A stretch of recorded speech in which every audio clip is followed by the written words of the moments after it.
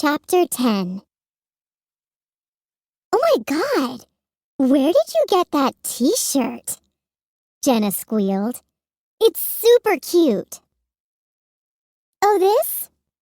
Said Sage, holding back a grin. Things were going exactly as planned. She just wished she didn't feel so tired. There must be something in Wishworld's atmosphere that was sapping her strength. She was wearing her brand new t-shirt over a turquoise long-sleeved shirt with a lavender skirt, lavender and turquoise striped tights, and lace-up boots.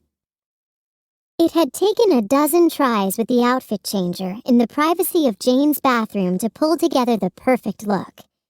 But she looked great, no doubt about it. If Jane was surprised that Sage hadn't asked to borrow clothes, she didn't mention it. Maybe young wishlings always packed extra outfits in the backpacks they carried. Sage would have to look into that. Yes, Jenna said. It is fabulous.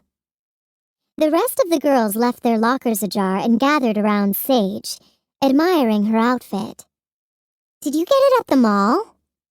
Asked Maria. The what? Thought Sage. Believe it or not, you can make one yourself, she said. As a matter of fact, I'll be giving lessons. Awesome, said Haley. Just tell us when and where. With my friend Jane at her birthday party this Saturday, Sage finished. She taught me how to make it. Right, Jane? Her eyes shyly downcast, Jane sidled across the hallway in her own colorful t-shirt. Hers was even more vibrant than Sage's. Right, she said softly. There was an awkward silence. The girls' eyes went back and forth as they glanced at one another. I totally forgot to RSVP, Jenna finally said. Jane, can I still come? Yeah, said Maria. It's not too late, is it? Jane couldn't keep the smile off her face. No, not too late at all, she said happily. Sage noticed that Jane sat up straighter and even raised her hand a few times in class that morning. Her confidence was growing. Miss Daniels was delighted. Great job today, Jane, she said as the class filed out of the room. Keep up the good work. Sage must have looked as tired as she felt, because the gym teacher let her sit in the bleachers for gym. She had a front row seat for class, where she noted that Ella chose Jane to be the first one on her team. It turned out that was a wise choice. Jane was very good at the game they were playing. It was called dodgeball, and it didn't seem that fun at all to Sage, but Jane loved it. She got player after player out with her throws and caught the ball every time it was aimed at her. When it was down to Jane and a young male wishling with a crew cut from the other team, she threw the last ball low at her adversary with deadly accuracy. It ricocheted off his foot, winning the game for her team. She looked positively thrilled as her teammates pounded her on the back in congratulations. At lunch, Sage and Jane grabbed trays and made their selections. Sage took 2 chocolate milk boxes this time. They started to head to the other side of the lunchroom to Jane's usual table. Hey, Jane! Sage! Over here! Cried Jenna. Sit with us! Jane's eyes were shining as they made their way to Jenna and her friends. Sage felt a swell of pride for how close she was to completing her mission, and she checked the countdown clock on her Stars app. Plenty of time, she thought confidently. Sit next to me, Jane, Jenna commanded. She didn't even wait until Jane was seated before she exclaimed, So tell us more about your party. We can't wait. I've been thinking about making a tie-dyed birthday cake, said Jane. What do you guys think? Awesome, several voices chorused. Sage grinned. That was news to her. It was an awesome idea. My work here is done, thought Sage. Well, almost. But her victorious feeling did not last long.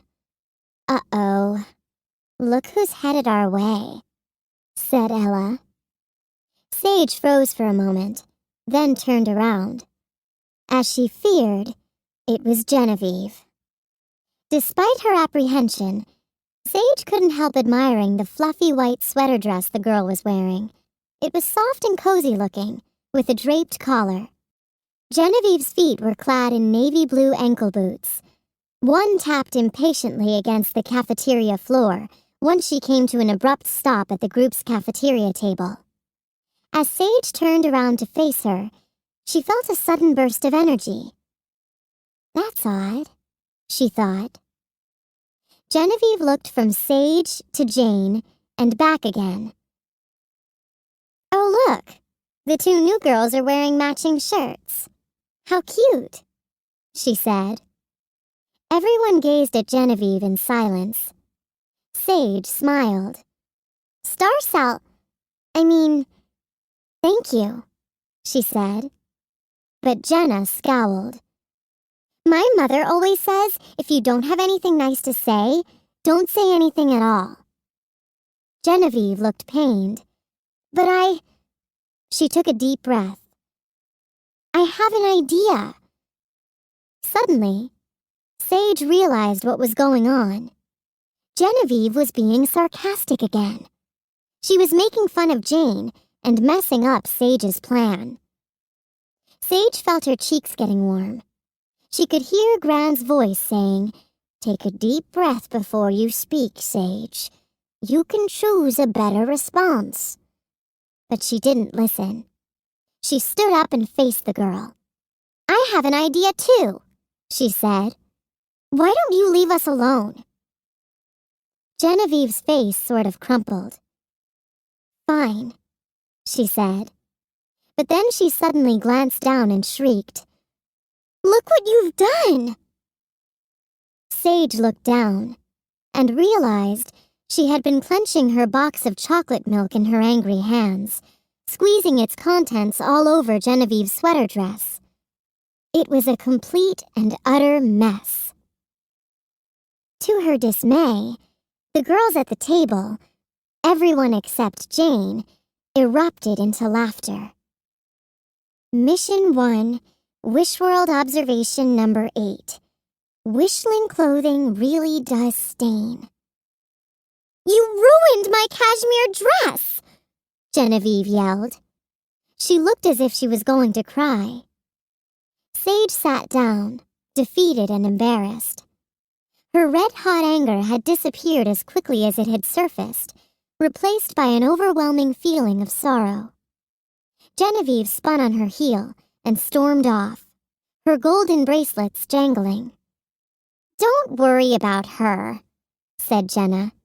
She deserves it. She's so mean. Besides, her parents can just buy her a whole closet full of new dresses. But Sage felt terrible anyway, and she felt dreadfully tired. So tired, she could hardly force herself to stand when the end of lunch bell rang. Oh well, at least my mission is under control, she thought.